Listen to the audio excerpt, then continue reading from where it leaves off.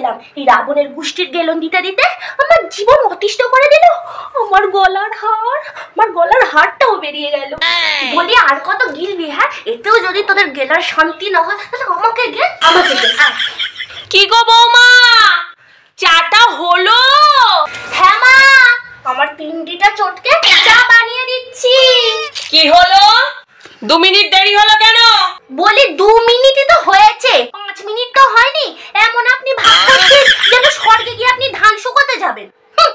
কি বললে? এত বড় মুখ নয়, তত বড় কথা। তুমি কি চাও আমি 7 তাড়াতাড়ি পটল তুলি?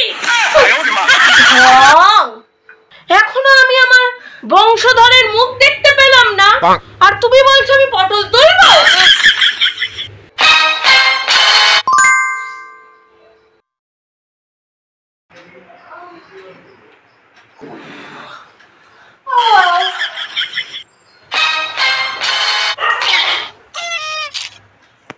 এটা কি করে হলো?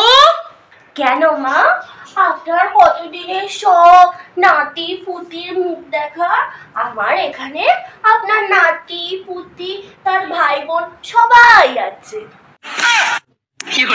না সোনা, দুষ্টু করে না, শান্ত হয়ে থাকো, সোনা হয়ে থাকো। মা, চাটা দেবেন তো?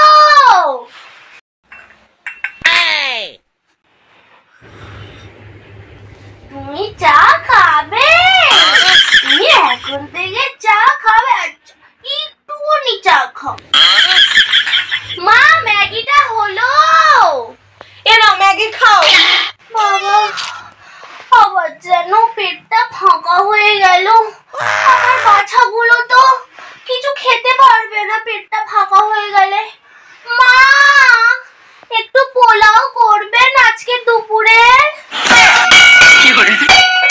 হ্যাঁ বাবা, তোমাকে পোলাও খাওয়াবো, বিরিয়ানি খাওয়াবো। পুরে আর কত গিলবি?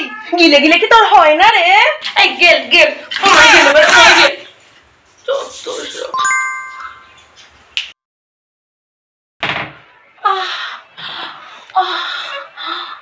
মা,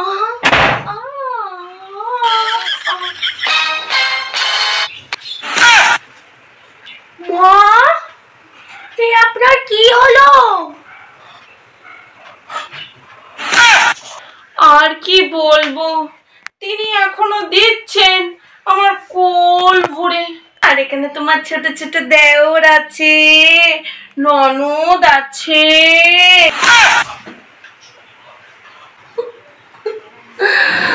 আমার কি হলো ঠাকুর? ও মা, আমি কি তাহলে আমার সব কাজ আবার আমাকেই করতে হবে? বৌদি, আমি এসে গেছি। আর তুমি আর মা ঠাকুরন বলো দেখি কে দুপুরে কে কি খাবে, আমি ঝটপট রান্না করে নি ঘরটা ঝেড়ে দিয়ে।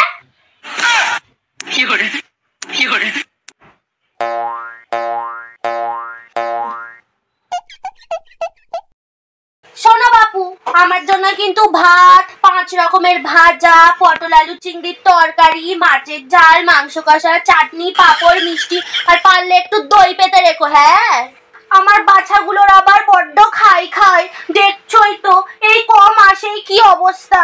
বেচারাগুলো একদম ভালো মন্দ খেতে পায় না গো, ভালো করে রান্না করো বুঝলে।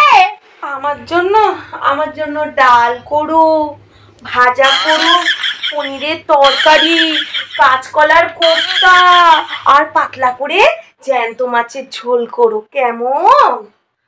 আগে বৌদি